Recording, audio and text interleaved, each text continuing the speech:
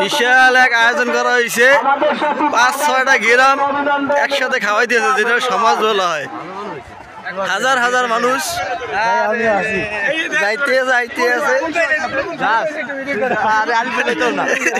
এই যে ভাই বাজা সব খাওয়ার দাওয়া শেষ, আমরা আইসি জেহারে গেলাম, লাস্টে আইসি।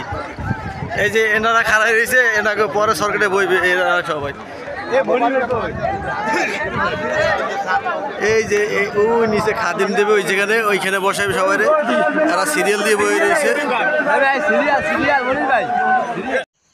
মিজানুর রহমান সচিব, তার বাবা মার নামে কুলখানি হচ্ছে, সেখানে মানুষ এসেছে।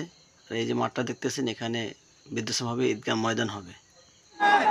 মানুষজন খাবার জন্য কিভাবে যাইতেছে দেখুন, দৌড়ে দৌড়ে যেতে আছে, ওরে দৌড়ে মাঠে গিয়ে বইয়ে বসছি সবাই লাগে।